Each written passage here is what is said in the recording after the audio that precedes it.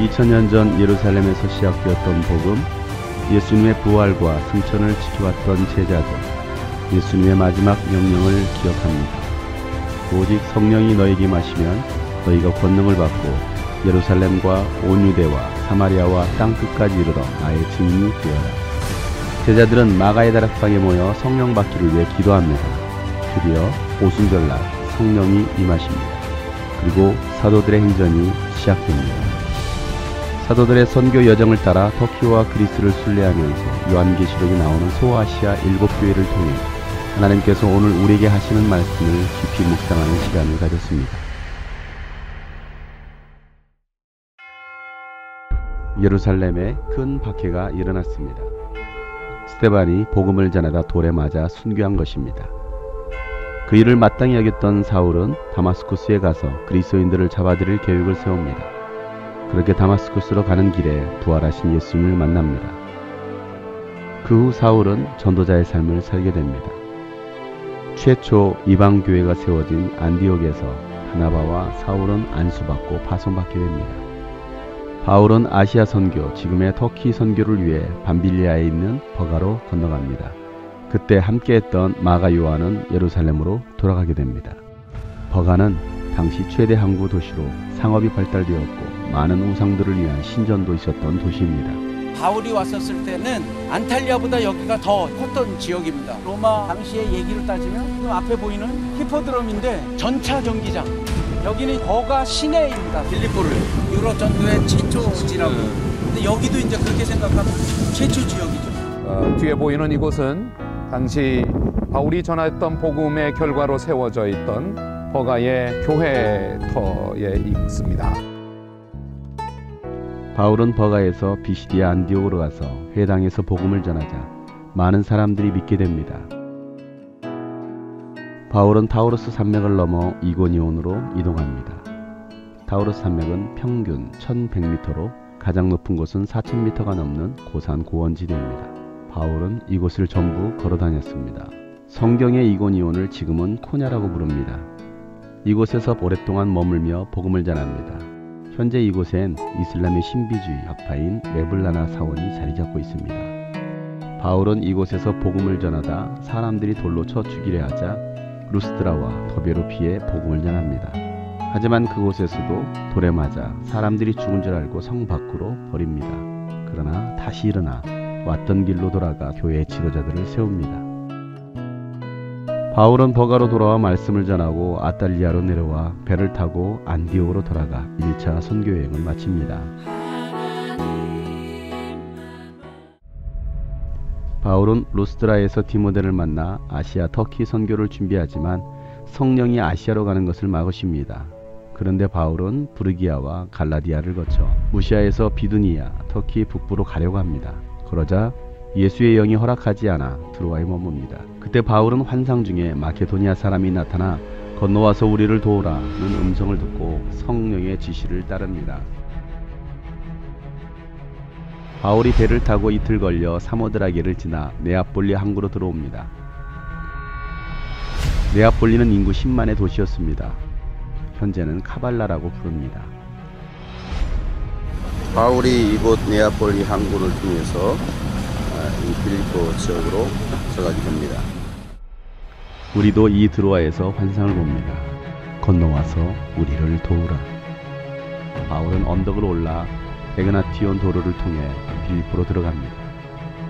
빌립보는 마케도니아 지방의 첫째 가는 도시였고 로마의 식민지였습니다.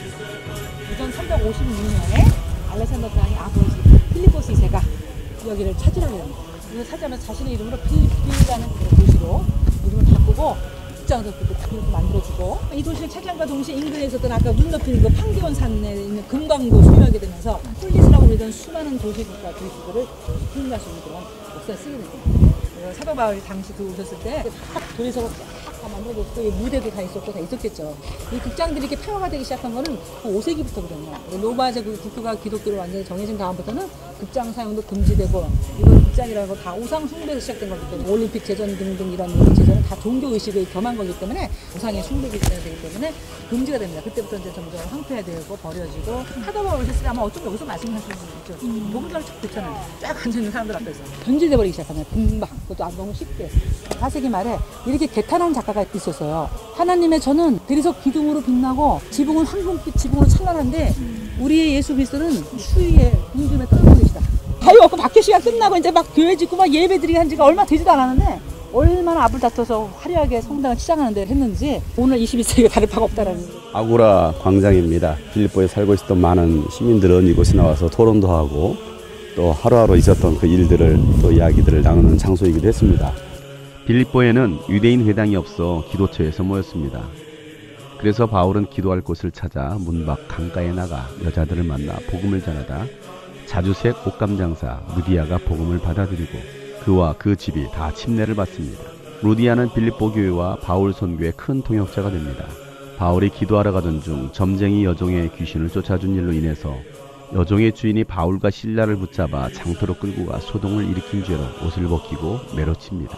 실신할 정도로 매를 맞은 바울과 실라는 두 발의 착고가 채워진 채 감옥에 갇힙니다. 그럼 그 빌립보 감옥으로 한번 가보도록 하겠습니다.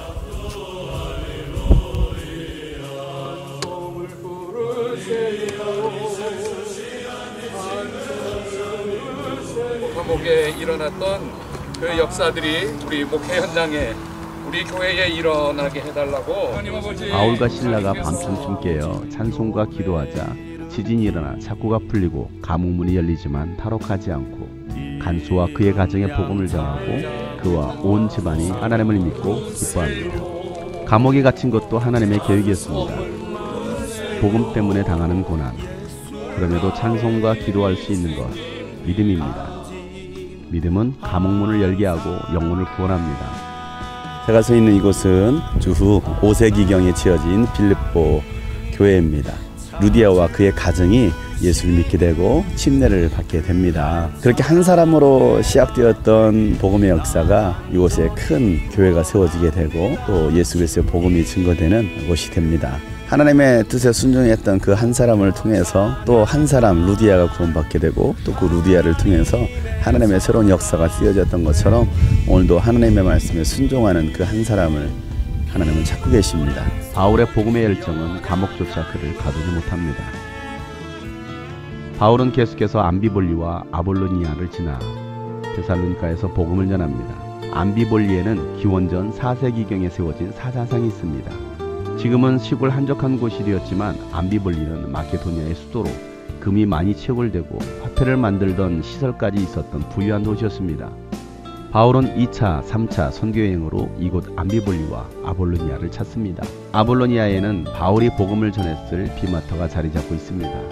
아포스톨로 파블로스, 사도 바울의 비마, 강단이었습니다. 사람들이 있는 그 아고라 그 와글들은 장터에서 가만히 침묵하고 식사만 하시고 주무시고 가지는 않으셨을 거라.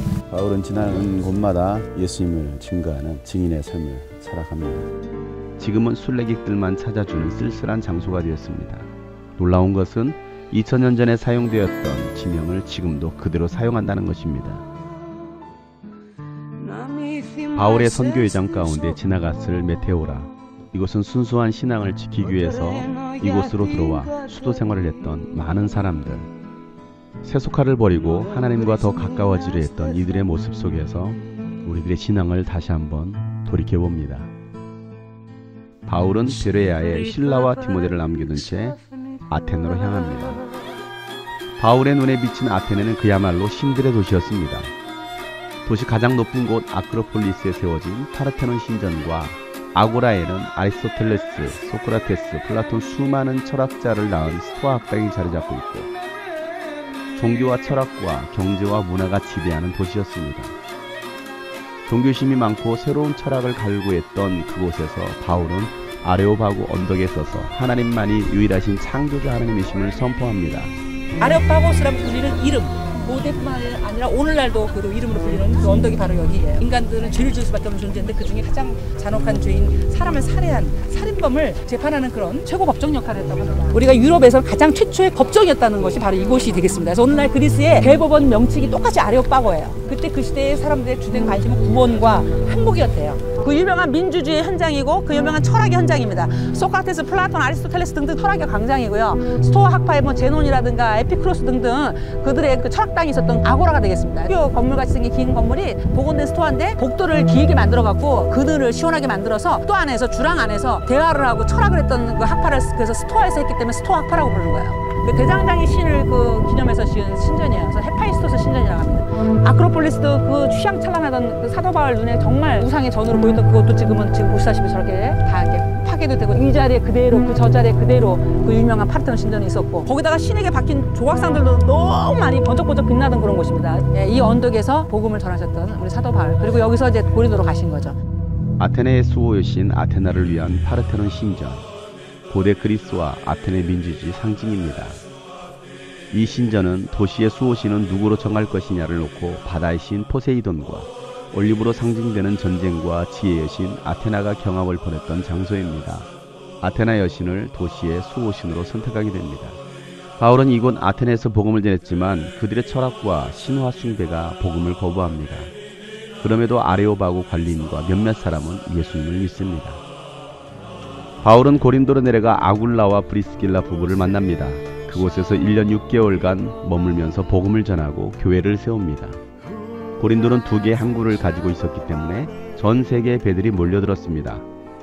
그렇다 보니 경제가 발달이 되고 각종 우상들이 들어왔을 뿐 아니라 비너스를 위한 신전이 있었고 종교의 이름으로 신성매춘을 일삼던 환락의 도시였습니다.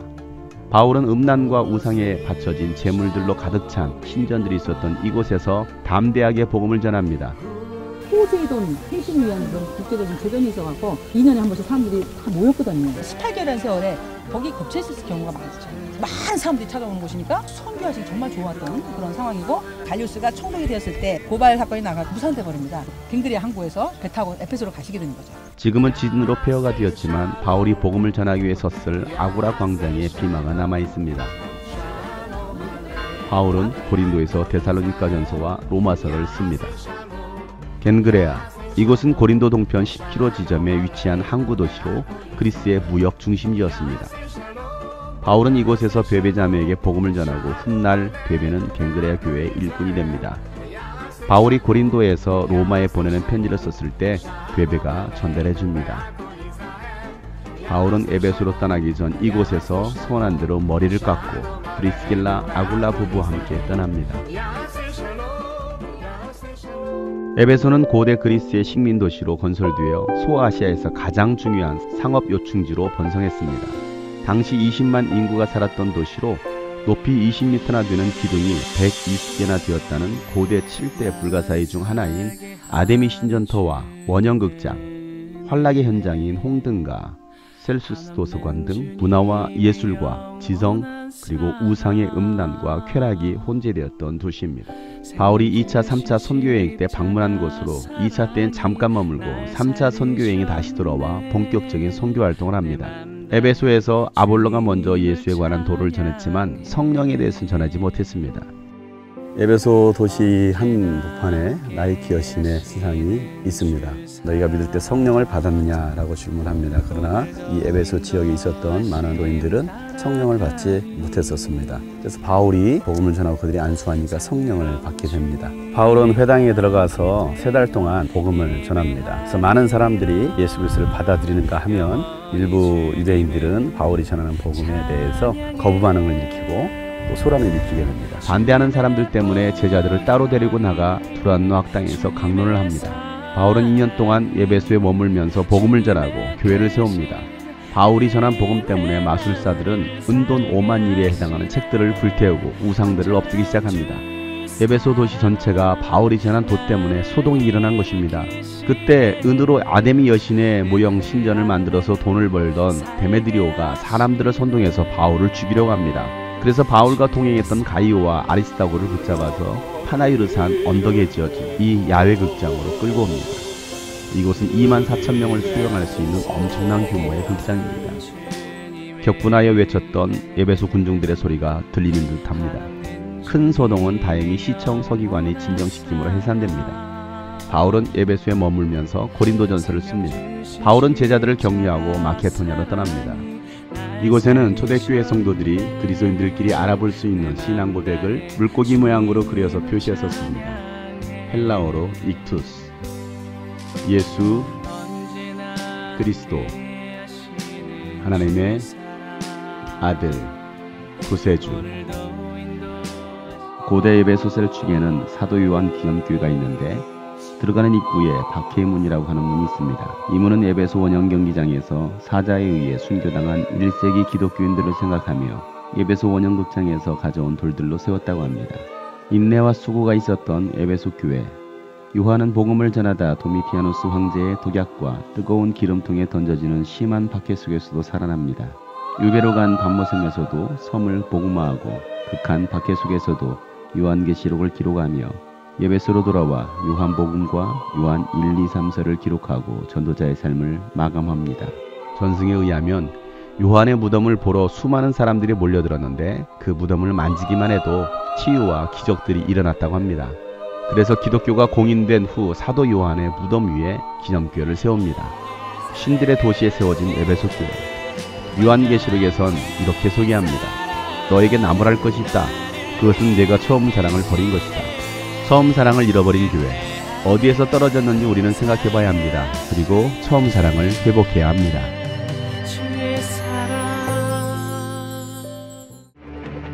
서머나는 부유한 항구 도시였습니다. 1100년간의 기독교 비잔티움 제국의 콘스탄티노플과 500년간의 이슬람 오스만 제국의 터키, 그리고 순교자들의 충성이 이루어낸 기독교 역사를 지니고 있는 서머나. 이곳 서머나 이즈미르에는 폴리캅 기념교회가 있는데 사도 요한의 제자이며 서머나 교회의 감독이었던 폴리캅은 딱 한 번만 가이사 황제를 주라고 고백하면 살려주겠다는 서머나 총독 제안에 폴리캅은 예수님은 단 한 번도 나를 배반하지 않으셨는데 어찌 일순간의 고난을 피하기 위해 주님을 배반할 수 있겠는가 하며 끝까지 믿음을 지키다 주 155년 86세 산채로 화형당한 서머나 교회의 12번째 순교자가 되었습니다. 요한계시록은 서머나 교회를 이렇게 소개합니다. 마귀가 너희를 시험하여 넘어뜨리려고 너희 가운데 몇 사람을 감옥에 집어넣으려고 한다. 너희는 열흘 동안 환난을 당할 것이다. 죽도록 충성하여라. 내가 생명의 멸관을 너희에게 주겠다. 환난을 끝까지 이겨낸 서머나 교회. 죽도록 충성을 다한 서머나 교회. 놀라운 것은 소아시아 7교회 중 유일하게 이곳에서 지금까지 예배를 드리고 있습니다. 버가모는 견고한 요새란 뜻으로 에게에서 내륙으로 약 24km 지점에 위치한 300m 언덕 위에 세워진 성읍입니다. 에우메네스 2세는 당시 최고의 도서관인 알렉산드리아 도서관 다음으로 큰 대형 박물관 도서관을 만들었습니다. 또한 버가모는 우상과 황제 숭배가 성행하는 도시였습니다.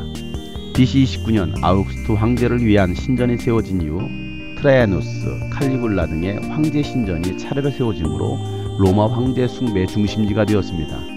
높이 12m나 되는 장대한 제우스 신전도 세워졌고 아데미, 디오니소스, 아스켈레피오스 등의 신전도 건축되었습니다.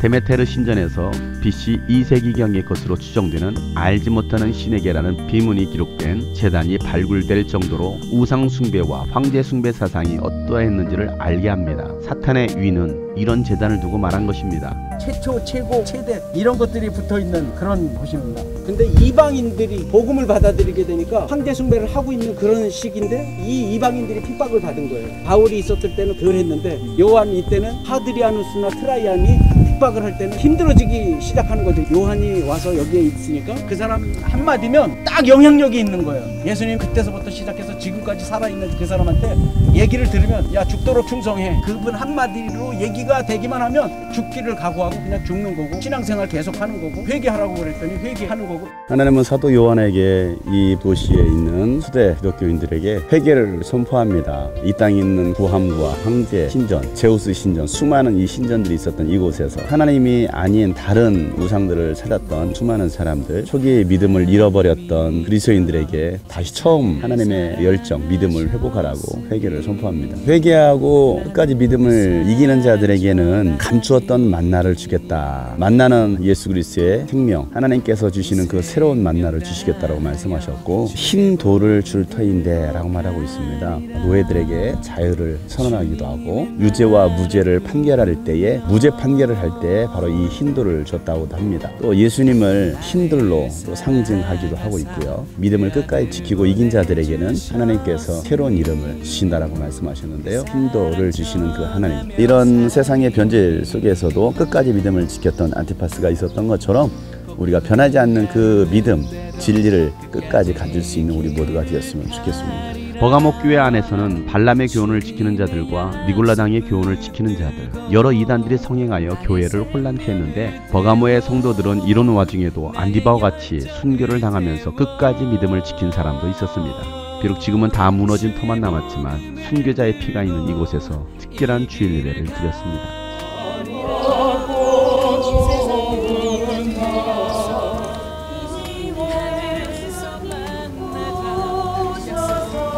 바울은 지금 빌립보 감옥에 있는 상황입니다. 기쁨이 하나도 없습니다. 그러나 그 안에 임재하셨던 성령님, 그리고 그 안에서 발견한 새로운 하나님의 세계, 염려하고 슬픔에 잠겨있는 빌립보 교인들에게 오히려 기쁨의 서신을 쓸 수 있었던 게 아닐까. 나는 그리스도가 전파되는 게 내 인생의 목적이다. 바울 속에 기쁨이 넘쳤던 것, 오늘 우리 안에도 여러 가지 어려움이 있고 하겠지만 그리스도 때문에 기뻐할 수 있는 우리가 되면 좋겠습니다. 큰 교회, 작은 교회, 큰 목사, 작은 목사가 어디 있습니까? 담대한 목사만 있을 뿐입니다. 이 바울 사도의 그 담대함을 배울 수 있기를 바랍니다. 내가 여러분에게 전해준 것은 주님으로부터 전해받은 것입니다. 곧 주 예수께서 잡히시던 밤에 빵을 들어서 감사를 드리신 다음에 떼시고 말씀하셨습니다. 이것은 너희를 위하여 내 몸이다. 이것을 행하여 나를 기억하여라. 이곳에서 전경을 바라봤을 때 성경에서 보았던 요한계시록의 몇 줄의 버가모가 아니라 엄청난 규모의 버가모임을 실감하고, 이곳에서 이루어졌을 그 당시에 많은 사람들의 비교, 또 많은 사람들의 하나님을 향한 열정과 순교적 삶을 다시금 생각하게 됩니다. 우리의 시대 속에 무너져 가고 있는 주님을 사랑하는 뜨거운 열정과 헌신의 삶들이 다시금 순결함과 순수함으로 회복되어지는 귀한 결심과 다짐의 시간이 되었습니다. 두아디라는 금속 세공술과 함께 양모 방지, 피혁 가공, 염색 산업이 발달하여 길드라는 조합도 갖추고 있었던 산업 도시인 동시에 교통의 요지였습니다. 산업이 발달함으로 로마 황제를 위한 신전과 태양신 아폴로 신전, 미의 여신 아데미를 위한 신전들이 있었습니다. 모든 직장과 조직은 길드라는 조합에 가입되어 있어서 조합원 내에서만 직원을 채용하고, 정기적으로 길드 구성원들을 대상으로 아폴로 신전에서 음란의 축제가 열렸습니다. 이런 도시에 두아디라 교회가 세워졌는데, 크리스찬들은 신앙 때문에 직장을 잃게 되는 어려움과 목숨의 위협에 봉착하게 된 것입니다. 예수님이냐 직업이냐. 이런 두아디라 교회는 사랑과 믿음과 섬김과 인내가 있는 교회로 칭찬을 받았습니다. 하지만 이세벨로 불리는 음란한 여선지자의 이방 제사를 용납하는 자들이 있어서 책망받았습니다. 특히 사도 바울에 의해 빌립보에서 예수님 믿어 유럽교회 최초 여성 지도자가 된 자색옷감 장사 루디아가 이곳 두아디라 출신입니다. 황금의 도시로 불려졌던 사대는 서머나 동쪽 85km 지점에 위치한 도시로, 사대를 수비하는 바사의 고레스와 수리아의 안티오쿠스 3세대를 제외하고 역사상 한 번도 정복되지 않을 정도로 난공불락의 요새였습니다. 보석 궁예로 유명해 최초 금은주화를 주조에 사용하기도 했습니다. 키벨레 여신의 미래 종교가 성행했는데 많은 기독교인들이 이 우상에 빠져들었습니다. 살았다 하는 이름은 가졌으나 죽은 교회라고 말했던 사도교회가 있었던 바로 그곳입니다. 제 뒤로 보이는 곳은 아르테미스 신전이 있는 곳입니다. 가지고 있었던 것으로 나눌 수 없었던, 스스로 부유하다라고 생각했던, 결국에는 겉모양만 있었던 죽은 교회가 되었습니다. 황금과 우상으로 도시를 치장했지만 요한은 살아있다는 이름은 있으나 실상은 죽은 교회다라고 책망합니다. 하나님은 사대교회의 성도들에게 내가 그 가르침을 어떻게 받고 어떻게 들었는지를 되새겨서 굳게 지키고 회개하라. 깨어있지 않으면 주님이 도둑같이 올 것인데 어느 때 올지를 너는 알지 못한다. 그러나 사대는 자기 옷을 더럽히지 않은 몇 사람이 있다 라고 말씀하십니다. 교회가 변질하고 타락해도 그 중에 믿음을 끝까지 지키는 사람은 있습니다. 형제 사랑이란 뜻을 가진 필라델피아는 사대 동쪽 42km 지점에 위치한 미디아의 중심 도시로 교통의 요충지이며 무역과 상업이 발달된 도시였지만 AD 17년 대지진으로 다 무너지고 말았습니다. 소아테네로 불려질 정도로 우상이 많았고 티베리우스, 베스파시아누스 등 로마 황제 숭배가 극심해 많은 기독교인들의 순교를 당했습니다. 뿐만 아니라 유대교 회당을 중심으로 한 유대인들의 박해도 심했습니다. 그럼에도 불구하고 가난했던 빌라델피아 교회 성도들은 적은 능력 가지고도 말씀을 지키며 예수 이름을 모른다고 하지 않았습니다. 끝까지 인내로 시험을 이겨낸 교회입니다. 하나님은 이런 교회에 열린 문을 두십니다. 그리고 이들을 하나님의 성전의 기둥이 되게 하시겠다 말씀하셨습니다. 많이 가지고 있다고 해서 하나님의 일들을, 큰 일들을 감당하는 것은 아닙니다. 비록 적은 것을 가지고 있지만 그 적은 것 가지고서 더 많은 위대한 일들을 행할 수가 있습니다. 닥쳐올 시험 가운데서도 우리가 인내함으로 믿음을 지켜낼 수 있는 우리 모든 그리스도인들 되기를 소망합니다. 오스만 투르크의 수차례 공격에도 1391년 함락될 때까지 사방이 적으로 둘러싸인 가운데서도 비잔틴 제국의 최후의 포로로 끝까지 예수 그리스도에 대한 신앙을 지킨 칭찬받은 교회입니다. 라오디게아. 교통과 무역, 금융의 중심지로 산업이 발달하여 재력이 풍부한 도시였습니다. 그래서 라오디게아 사람들은 부족함을 몰랐고 AD 60년경에 발생한 대지진 때도 자력으로 피해를 복구할 정도로 재력이 탄탄했습니다. 10km 떨어진 히에라폴리에는 뜨거운 온천수가 흘러나오고 그로 인해 치료하는 병원과 안약 제조 기술이 유명해 의료학교가 세워질 정도였습니다. 치료의 도시, 뜨거운 온천물이 흐르고 만년설로 덮여있는 타우루스 산맥에서 흘러내리는 차가운 광천수가 만나는 곳 라오디게아. 하나님은 라오디게아 교회에 말씀하시기를 내가 차든지 뜨겁든지 하면 좋겠다. 내가 이렇게 미지근하여 뜨겁지도 않고 차지도 않으니 나는 너를 내 입에서 뱉어버리겠다. 그러므로 너는 열심을 내어 노력하고 회개하라.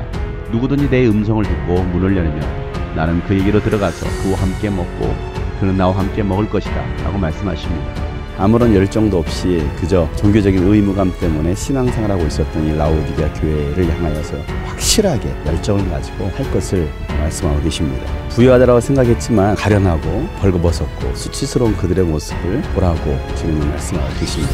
열정이 없고 자신의 영적 실상을 보지 못하는 라오디게아 교회. 오늘날 많은 것을 가졌다고 자랑하는 교회와 성도들에게 경종을 울리는 말씀입니다.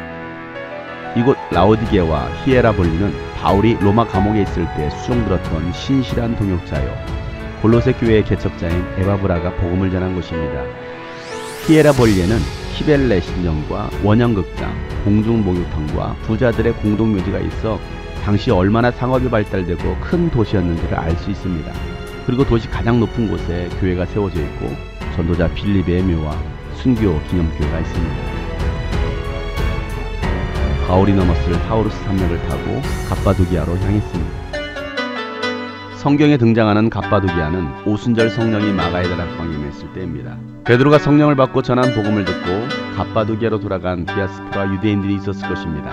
그리고 바울이 3차 선교여행 때 갑바도기아를 지나갔을 것입니다. 그렇게 세워진 갑바도기아 교회, 로마 제국의 핍박과 그리스도교가 국교가 된 후론 로마 가톨릭의 핍박, 그리고 7세기부터는 이슬람 교인들로부터의 박해를 피해 지하 동굴을 파 공동체 생활을 했던 1천여 개의 지하 동굴 교회가 있습니다. 갑바도기아 데린쿠유에는 깊이 85m까지 내려가는 지하 8층 규모의 거대 지하 도시가 있는데 3천에서 5만 명을 수용했다고 합니다. 이곳에는 예배당과 학교, 식당, 마구간 등 다양한 시설이 있었으며 외부로부터 노출이 되었을 때는 돌을 굴려 차단했습니다. 이것이 비상시에 발각되었을 때 이 돌을 굴려서 이 돌을 막았다고 합니다. 외부와는 철저히 통제된 채 신앙생활 공동체를 하며 믿음을 지키랬던 갑바도기아 성도들의 신앙이 경이로울 뿐입니다.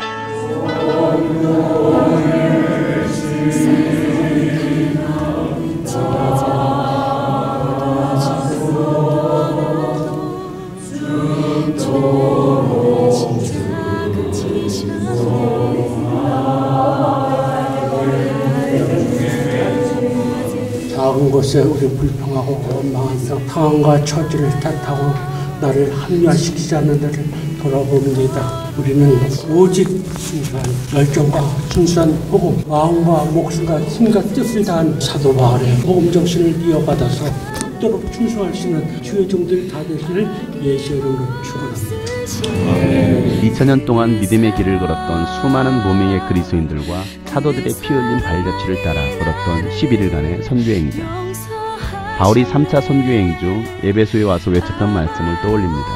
이런 일이 있은 뒤에 바울은 마케도니아와 아가야를 거쳐 예루살렘으로 가기로 마음에 작정하고 나는 거기에 갔다가 로마에도 꼭 가봐야겠습니다 하고 말하였다. 이곳은 2000년 전 로마의 중심 도시였던 포로 로마로입니다. 바울과 베드로가 이곳에서 복음을 전하다가 잡히게 되고 갇히게 되는 또 지하 감옥이 바로 이곳에 있습니다. 우리가 예수 그리스도의 복음을 전하기 위해서 때로는 이런 핍박과 고난을 당하기도 하고 또 제자의 삶을 살아간다는 것은 결코 쉬운 일은 아닙니다. 그럼에도 불구하고 우리가 해야 할 사명이기 때문에 오늘 우리도 포기하지 말고 예수 그리스도의 복음을 증언해야 되겠습니다. 내가 나의 달려갈 길을 다 달리고 주 예수께 받은 사명 곧 하나님의 은혜의 복음을 증언하는 일을 다하기만 하면 나는 내 목숨이 조금도 아깝지 않습니다. 마지막 시대 마지막 복음의 전달자로 살아가는 우리는 오늘도 그 길을 걸어갑니다.